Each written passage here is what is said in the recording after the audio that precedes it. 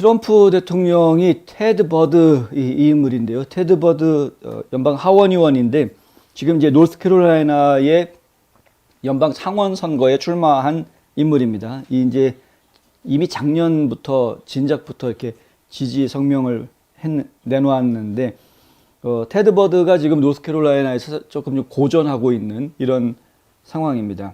지금 3파전이 벌어지고 있다고 하죠. 노스캐롤라이나 주의 연방 상원 경선, 공화당 경선은 3파전이 벌어지고 있는데 이게 지금 분위기가 엘라바마하고 약간 좀 비슷한 분위기입니다. 엘라바마 같은 경우에는 그 셜비 연방 상원의원이 은퇴 선언하면서 빈자리가 되니까 그 자리를 물려받기 위해서 공화당 후보들이 지금 이제 격전을 벌이고 있는 그런 상황이었죠. 그 중에 연방 하원 의원인 이 모 브룩스를 트럼프 대통령이 진작부터 지지를 했었는데 엊그제 갑자기 지지를 철회했습니다. 이 성적이 너무 안 나오고 중간에 모 브룩스 선거 캠프에서 이 방향을 좀 엉뚱한 방향으로 잡아나가는 바람에 트럼프 대통령한테 상당히 큰 실망을 주었던 것으로 그렇게 알려져 있고요. 근데 지금 노스캐롤라이나주 같은 경우에도 리처드 버라는 지금 현직 연방 상원 의원이 은퇴를 하는 바람에 역시 공석이 돼서 그 자리를 이어받으려는 공화당 후보들이 지금 몰려들어 있는 상황인데 역시 또 3파전이 벌어지고 있습니다. 엘라바마랑은 비슷한 모양이 많이 있죠. 그런데 여기도 역시 현직 연방 하원 의원인 이 테드 버드를 트럼프 대통령이 아주 일찌감치부터 지지한다라고 선언을 해놓은 상태입니다.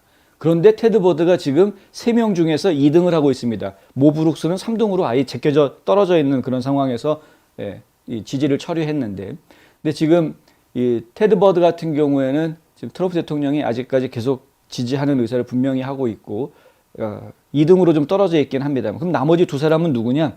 한 사람은 팻 매크롤리. 팻 매크롤리는 예전에 주지사를 했던 인물입니다. 그러니까 이미 노스캐롤라이나 주에서는 뭐 알만한 사람들은 다 아는 그런 인물인 것이고요. 마크 워커도 전에 연방 하원 의원을 했던 인물입니다.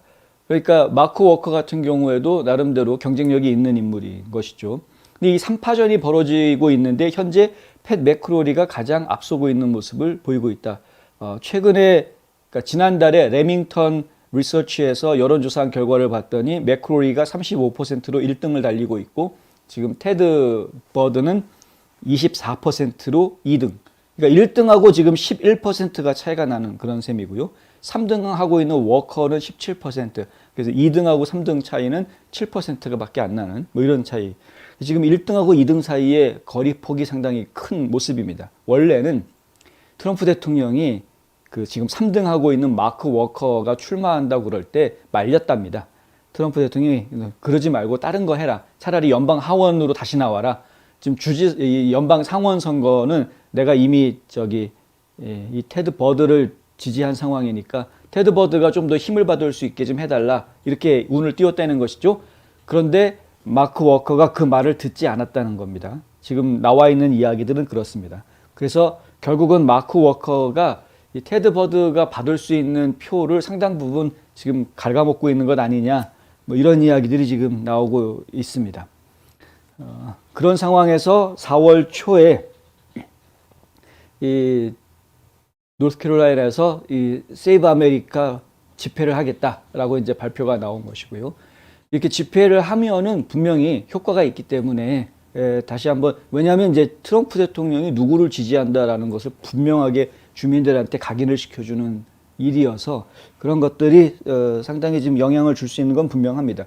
그러니까 그 후에 어떤 표심의 변화들이 있는지를 보면 그러면 대충 이게 성공적으로 갈 수 있을지 아니면은 또 다른 트럼프 지지 성명에 실패작이 나오게 되는 것인지 이런 것들을 이제 좀 가늠할 수 있는 상황이 좀 나올 수가 있겠죠. 시간이 좀 더 걸릴 것 같습니다. 네. 그리고 이제 한편 트럼프 대통령은 내일 조지아주에서 집회를 가지는데요. 커머스라는 지역 쪽에 그 나스카라는 자동차 경주장 하던 곳이 있습니다. 그곳에서 집회를 지금 가질 예정이고요. 굉장히 많은 인파가 몰려들 것으로 좀 예상이 되는데 조지아주도 지금 뭐 상황이 좀 쉽지 않죠. 노스캐롤라이나도 지금 트럼프가 지지하는 후보가 2등이다 그랬는데 조지아주에도 지금 주지사 선거가 애매합니다. 트럼프가 지지하고 있는 데이비 퍼듀 전 연방 상원의원이 지금 2등이고 1등하고는 약 10%, 그러니까 브라이언 캠프 현 주지사하고는 약 10% 정도 지지율의 차이가 있는 것으로 지금 나타나고 있는데, 요번에 내일 집회가 끝나고 난 뒤에 조지아주가 어떻게 또 이 표심이 변할지, 그것도 저희가 좀 흥미롭게 지켜봐야 될 부분인 것 같다. 어쨌든 그 노스캐롤라이나도 그렇고 조지아도 그렇고 엘라바마도 그렇고 트럼프 대통령이 지지한 인물들이 지금 제대로 힘을 발휘하지 못하는 모습들을 계속 보여주고 있어서 지금 이제 마가 정치인들이라든가 마가 유권자들 입장에서 보았을 때에는 지금 맥 빠지는, 걱정되기도 하는 뭐 이런 상황이고요. 내가 누구를 찍어야 될지 솔직히 잘 모르겠다라고 이야기하는 분들이 좀 많습니다. 예. 이 사람이 일을 잘할 것 같은데, 그런데 트럼프는 저 사람을 찍으라고 그러고 어떻게 해야 될지 모르겠다. 예, 뭐 이런 그 고민을 하는 분들이 요즘 많아져 있는 상황이다. 이쪽 지역이 전통적으로 보수 성향이 강한 곳들이기 때문에 지금 말씀드렸던 노스캐롤라이나나 조지아나 엘라바마 같은 곳들에서 트럼프 대통령의 입지가 흔들리면은 다른 지역에서 상당히 안 좋은 영향을 줄 수 있다는 것이 이제 저희가 판단하고 있는 내용이고요. 그래서 결국은 이쪽 그 동부 지역, 동남부 지역에 트럼프 대통령의 지지도가 실질적인 영향력을 가지는 모습을 보여주도록 이제 모종의 지금 캠페인이 더 활기를 띨 수 있는 방법들을 좀 찾아야 할 것이다. 근데 제가 좀 비판적으로 말씀을 드리자면, 이러한 현상들이 벌어지게 되는 가장 근본 이유가 사실은 또 트럼프 때문입니다. 왜냐하면은 트럼프 대통령 측의 이 펀드레이징 캠프가 보통 활발한 게 아닙니다. 트럼프 대통령을 지지하는 사람들한테 우리한테 도네이션 해달라고 하는 그 캠페인 강도가 엄청 셉니다. 뭐 이미 겪어보신 분들 많으실 텐데요. 딱 한 번 도네이션, 크지도 않은 액수, 조금만 도네이션 한 번만 해도 일단 명단에 이메일 주소, 전화번호, 이름 올라가 놓으면은 거의 매일 연락이 오죠. 이러니까 도네이션 해라, 저러니까 도네이션 해라. 아주 들들 볶지 않습니까?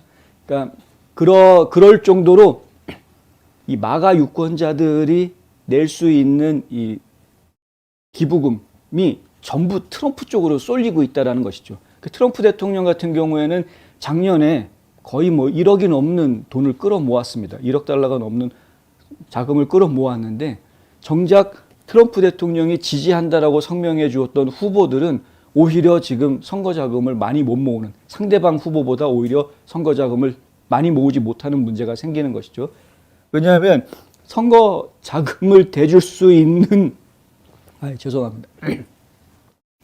선거 자금을 대줄 수 있는 마가 유권자들, 후원금을 내줄 수 있는 마가 유권자들이 이미 트럼프한테 돈을 보낸 것으로 그냥 본인은 그냥 주저앉는 경우들이 많을 겁니다. 저희가 지금 뭐 통계를 정확하게 내본 것은 아니지만 심리적으로 보면은 그렇죠. 이미 트럼프 지지한다고 돈 냈는데, 근데 또 우리 동네에서 또 누구 나온다고 거기다가 또 돈 내는 것도 내가 무슨 부자도 아니고, 애매한 거고, 한 번 냈는데 하도 그냥 매일 귀찮게 계속해서 문자 오고 이메일 오고 하니까 이게 이제 나중에는 해도 너무한다, 뭐 이런 심정까지 막 들게도 만들기도 하죠. 그래서 이 문제가 해결되지 않으면 그러면은 좀 어렵지 않겠느냐. 왜냐면 이제 트럼프 대통령이 모아놓은 선거 자금이 아직 지금 제대로 풀러지지는 않고 있는 상황이고, 그리고 이제 지역별로 각 지역 선거에 나와 있는 후보자들 입장에서는 자금이 없으면은 싸울 수가 없는 것이 분명한 것이기 때문에, 더군다나 지금같이 팬데믹이 아직 끝나지 않은 상황에서는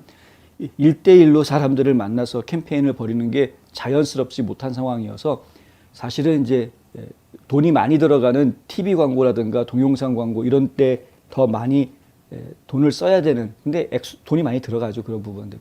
이게 감당하기가 쉽지가 않은 상황이 있기 때문에 그런 겁니다. 얘기가 좀 길어지기는 했는데, 하여튼 이 부분은 사실은 트럼프 선거 캠프 측에서 사실은 좀 제대로 파악을 해가지고요, 본인들이 좀 자성하는 시간이 필요한 것이 아닌가라는 게 제가 판단하고 있는 부분이고, 제가 보기에는 그렇게 보였기 때문에.